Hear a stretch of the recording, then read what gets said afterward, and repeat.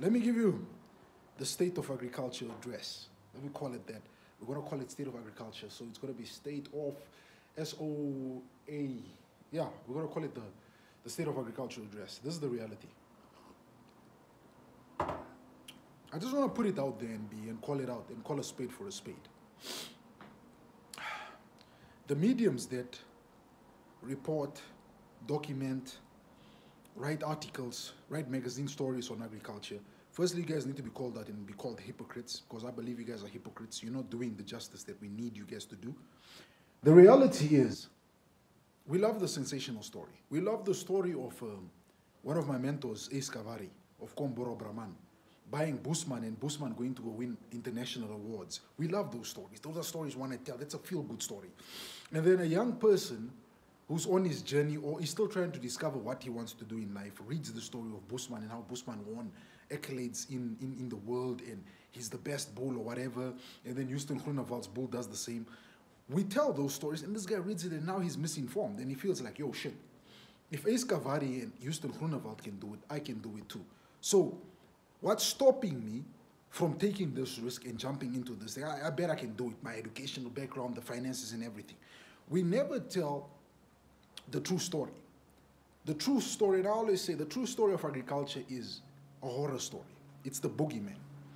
This business, and I always reiterate, and I would always hit away at this point and tell people, look, there are farmers, out of 10% of farmers that have become successful, there are 10% of farmers today who are bankrupt, who owe the bank, or owe Agribank, or owe FNB, or owe Standard Bank, or owe Bank Windhoek, or Nedbank, or whatever bank, Standard Bank, whatever bank there is in this country that I do not know, that I didn't mention right now, owe them millions and millions of dollars.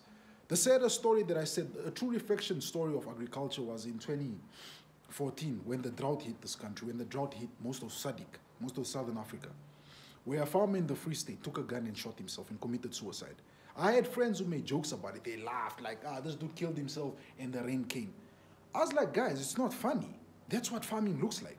Because this dude inherited this farm from his dad. And because he inherited from his dad, he went to the bank and took loans. And we know how the bank works. If you miss your first payment, they already start making noise for you. They're like, yo, you owe us money. What's up? When are you going to pay us? If you're unable to pay and you forfeit that payment, they come and confiscate what it is you own. And I'm sure he was about to lose his farm. Because he was, I think it was a cattle and sheep farmer. The cattle and sheep were dying during that drought. And he ran himself into debt. He committed suicide because of that, because he couldn't stand the fact that he failed. You know, his dad gave him a farm and he failed. He inherited the farm from the dad and he failed. Leaving his mom, I think she's still alive. I haven't really followed up on that story in a minute. I think she's still alive. He left her there. So that's the boogeyman story. That's the horror story of farming. That's what most people do not look at, because we run and we go by our agri forums and we read of Ondeka Ramba Simbra, how they bred the top bull and it won awards. We read of the Vata Meyer Brahman of Rhino van der Merwe, how it has performed. We read of what is this? Wegner Bosmara, how he breeds a bull that was sold for a very high price. We read about 1.8 million Bosmara bulls that are going for, but nobody ever tells us the process. And I think I can take this from most motivational speakers when they speak, like my favorite, Eric Thomas, E.T., when he talks about motivation, he says, everybody want to be a beast, but nobody is willing to do the beast work. No one wants to do the work a beast has to do. Everybody wants to be a bodybuilder with an 8-pack, but no one wants to really put in the hours. And that's the problem. That's the thing also with farming. Everybody wants to be a millionaire. We all want to sell bulls for 1.8 million or 6 million or 2 million or 1.2 million. But none of us want to put in that grind. And that's the problem. Because media keeps on selling us this, how do I call it, a get rich overnight scheme that they keep on selling around agriculture, where they tell us, now this dude left his job, he started farming, he bought 2 chickens, and from 2 chickens he has 1,000 chickens, and he's selling eggs and chicken meat and all this type of things. That's what media wants to sell. But they're not selling the reality. They're not telling you when this dude left his job, he went to a bank, got a loan, and because he got that loan, he failed during the first round, failed during the second round, failed during the third round. Maybe during the fourth quarter, he finally got his forgive my language, but he finally got his shit together and he made money. They don't tell us that. They don't tell us the story of this dude was a prospective farmer, loved cattle, loved breeding, had the understanding, had the knowledge of it, got this farm, and he was farming with his dad or his mom. And they didn't understand their dream. All they wanted to do was keep on withdrawing from this farm. And eventually, when they call it in simple English, they say, when shit hits the fan, the parents are like, you know what? This farming thing is not worth it. It's bloody expensive. It's costing me almost 30K a month because there's drought. They don't talk about that. They just want to talk about the sensational story. Now that, for example, Mitchell Simata is a millionaire, he's a billionaire. He's selling bulls that go for 3.5 million. He's recognized all over Africa. He is what they call him the golden child. That's what the media wants to explain. And that's what most of you keep on feeding yourself. This is why I keep on telling my friends that, look, guys who are not into farming want to farm. And they come to me, they're like, Mitch, what's the first thing I want to do? I tell him, look, the farm you guys bought, go to your neighbor, talk to him. Ask him to tell you the truth. Let him not tell you the romanticized story, because there's this romantic story of farming. Just the same thing as there's this romantic story of living a nomadic lifestyle, going to live with the San people or the Himba people up in the Kunene, or the San people in the east of the country. There's this romantic story. It's quiet, it's peaceful, it's a good lifestyle, all this type of stuff. I'm saying no. Forget that nonsense. Cut the nonsense, or let's say stop the nonsense, man. Go and ask your neighbor. If your dad bought the farm, the dude who's next to you, who's been farming there for close to 20 years, ask that dude, what did it take for you to continue to still be farming in the 21st century? What has it taken? Because I tell you right now, if most of you hear the nightmare stories, the boogeyman stories, the Tokolosi stories, forget the boogeyman is American, the Tokolosi story that they say, most of you would be like, shit, this is not for me. Because this is what happens. You can think about all these companies like, let's talk about the bucky industry. How many companies wanted to get into the bucky industry? How many companies which were just making sedans like Mercedes-Benz were like, shit, we can get into the bucky industry and we can make money from it, and jumped into it and didn't make a success, but they failed. This is why they discontinued making the Mercedes-Benz bucky, because they realized that nobody told us about the Tokolosi story, about the Tokolosi that comes in the middle of the night and chokes us at night. Nobody told us about that. And in this case, in farming, the Tokolosi is the bank. It's the loans you've taken. It's the debt collectors knocking at your door, who literally wants to come confiscate your entire cattle. It's all those things. This is why I won't lie, I was one of those guys, when you'd see farmers march and go to Agribank and go protest and be like, yo, give us enough time to pay these loans, because you have to understand what has happened. I would sit there and be like, these bastards, they just don't like paying. But you start realizing that it's not just about paying. Most of them got into this because they had a romanticized story of a dude who bred 300 cattle and would sell 200 tollies every year. And this dude was making close to $500,000 or close to $1 million every month. He was taking that home. This dude drives his Land Cruiser. He bought his Land Cruiser V8. He's got a tractor. He's got a truck. He's buying bulls for 37K or 100K. He's making money right now. That's the story we're all told. And then we get into it. And then we realize, shit, bro. This is a different game, man. This is a beast game. And if you want to be a beast, you need to be able to put in the beast hours. You need to sacrifice. And that's what I keep on telling people. When I talk to some senior guys who call me, I'm like, yo, Mitch, I'm a doctor and I'm retiring soon and I want to go into farming. I always tell them, hey, did you do your research? He's like, yeah, no, I did my research. Where did you do your research? Google. I'm like, don't just do it on Google. Go and ask the people that make a living from farming. Go to the communal areas. Talk to those guys who make a living from farming. Go to the commercial farms. Go to the stud breeders. Tell them, listen, I don't want to hear the romanticized story. I don't want to hear ek het 'n bil gekoop vir 30,000, daai bil se kinders het geteel en toe koop ek een van sy kinders vir 80,000. No, forget that. Forget that shit. Sorry, that's Afrikaans, by the way. Forget that shit. Go and ask him. Toe jy jou werk los, when you left your work and you bought this farm, what were the challenges? How much money did you spend? How much money did you throw into this pit? How much money and how much manure did you throw into this pit before this orange tree started growing, before the orange tree grew and bared its first fruit? How much money did you spend?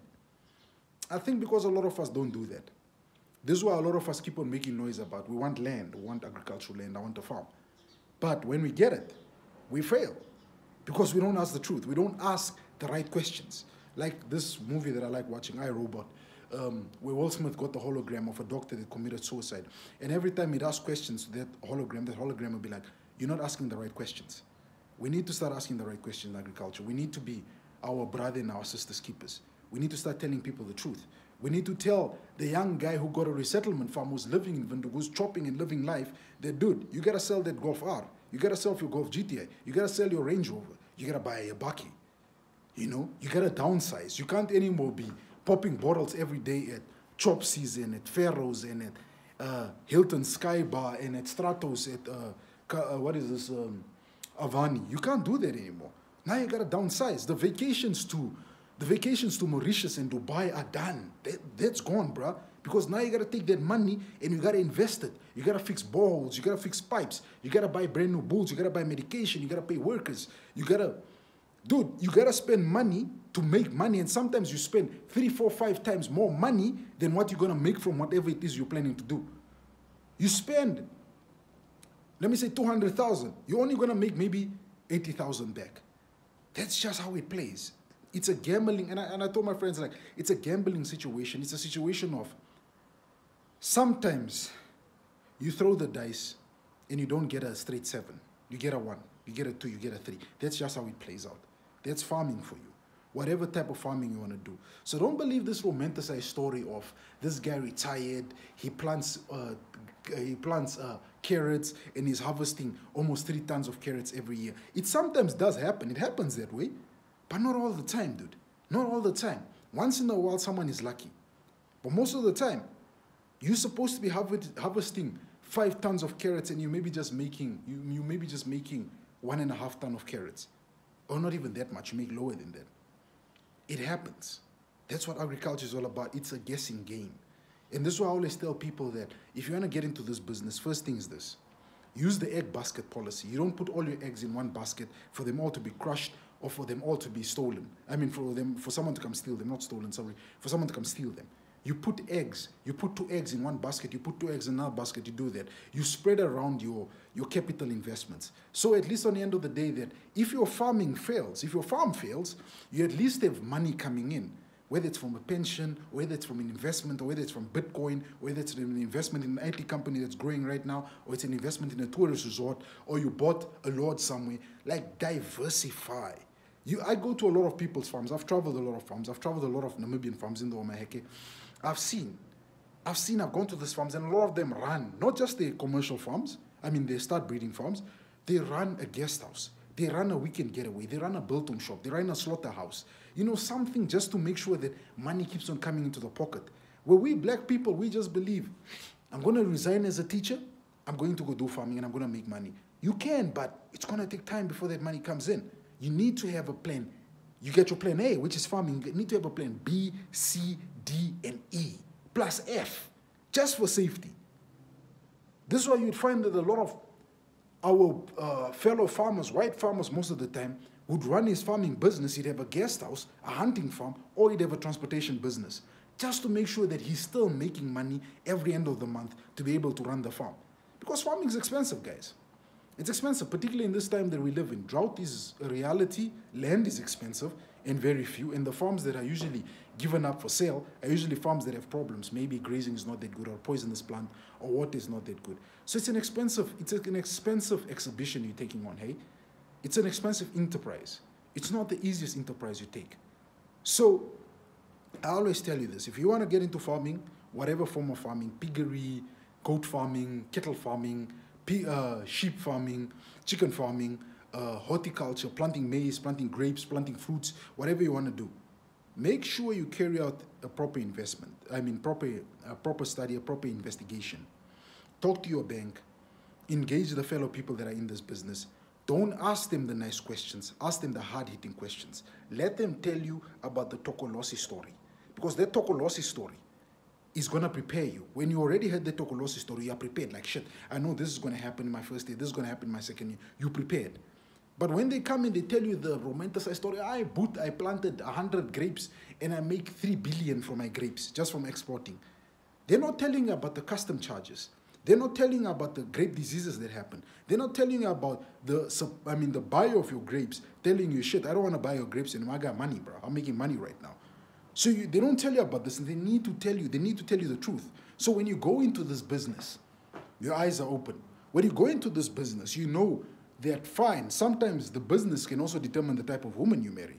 If you go into this business, then you gotta marry me probably a lawyer who's making at least excess of 20K a month just to be able to run this business. So at least you know what you're getting yourself into. Because I've gone to a lot of farming conferences where I've spoken about this, where I've said a lot of people get into this trap. Farming can be very rewarding and can become a trap. A lot of people get into this trap because they were sold the beautiful story. They resigned from their jobs thinking they're just going to make money from farming. And when they did this, they realized that shit, the reality of what is happening is a total different story. That's my 2 cents. Thanks for watching. Like and subscribe and comment, guys.